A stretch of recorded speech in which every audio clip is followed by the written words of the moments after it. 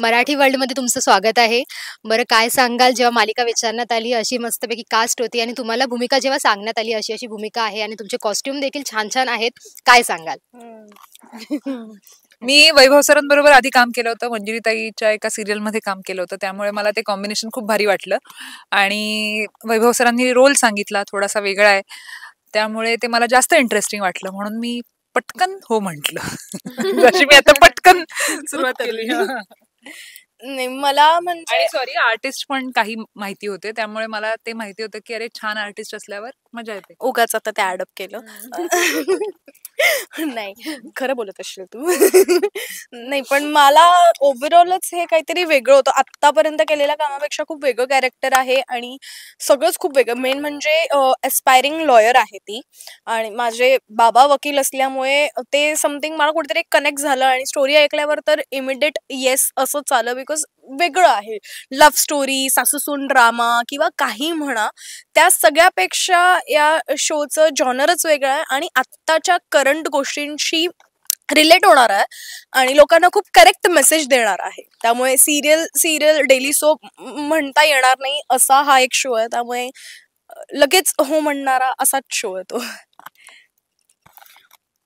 मला तर सगळ्यात पहिलं रिझन होतं हो म्हणण्याचं ते माझे character. To be very honest बरेच दिवस असं बिनधास्त कॅरेक्टर मला करायला मिळालं नव्हतं. म्हणजे आतापर्यंत तुम्ही मला निगेटिव्ह रोल्स मध्ये बघितलं असेल त्याच्यामध्ये काही इच्छा नसताना काही गोष्टी कराव्या लागतात.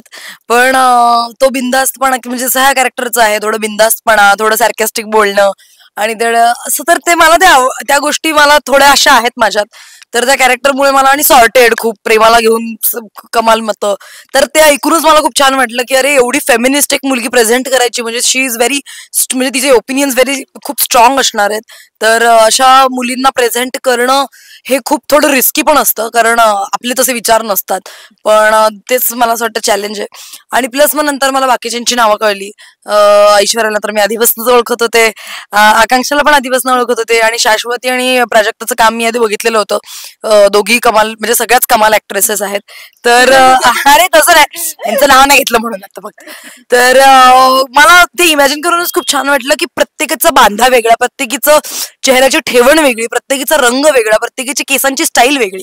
सो अशा 5 त्या वेगवेगळ्या कशा छान दिसतील एकत्र आणि आज तुम्ही बघताय त्या तशाच छान दिसतात एकत्र. Okay accepted.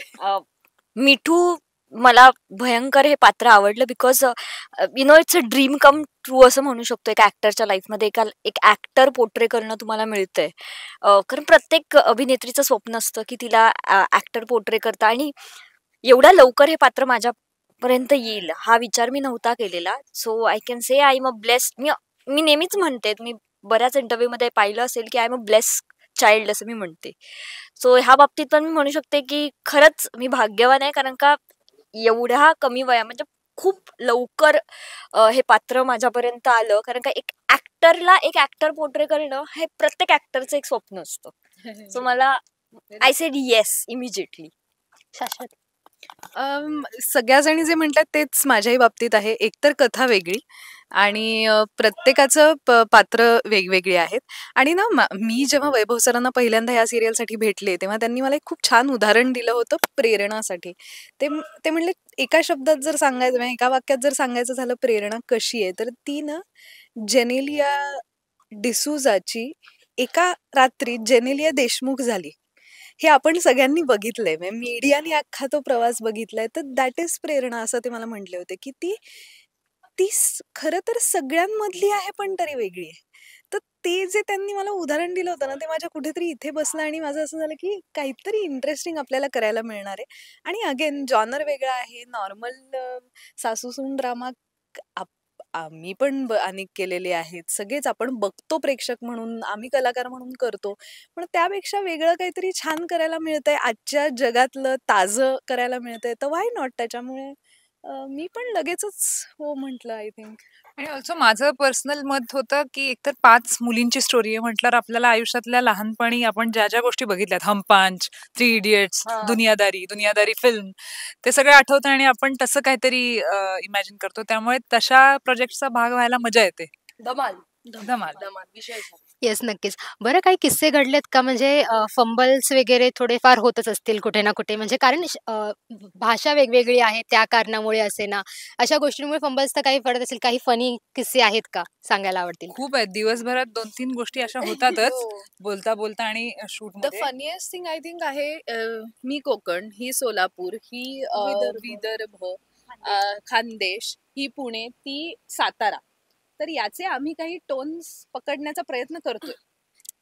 पण अनेक वेळा असं होतं की अनाहूतपणे मी पुण्याची असल्यामुळे मी पुण्यासारखं बोलायला लागते किंवा मला पटकन गो बाय माझे म्हणायचं असतं पण मी म्हणताना मायव असं म्हणते. सो आम्ही एकमेकींच्या भाषा पण ग्रास्प करतो म्हणजे स्वर बरं आम्ही जरा आम- जास्त झालंय. बरे आम्ही आमच्याच नाही, आम्ही रोशन डॉक्टरच्या पण भाषा, तिचं पण अरे डिकरा बिकरा असं मध्येच येतं काहीतरी. आमची जी लँडलेडी आहे रोशन आंटी, तिची भाषा अशा आम्ही आम्ही सगळं मिक्स बोलत असतो. ही काही खूप धमाल होते आणि त्या रिअलायझेशन पर्यंत पोहोचणं की आपल्याला आपली भाषा बोलायची आहे, ही ह्याच्यातून एक छान सिच्युएशनल कॉमेडी सीन्स होत असते.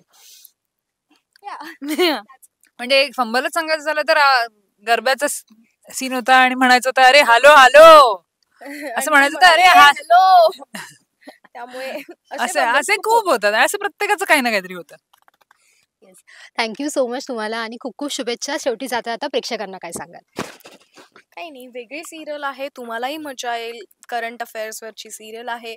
सो प्लीज बघा पिंगा ग पोरी पिंगा, कलर्स मराठीवर 7:30 वाजता.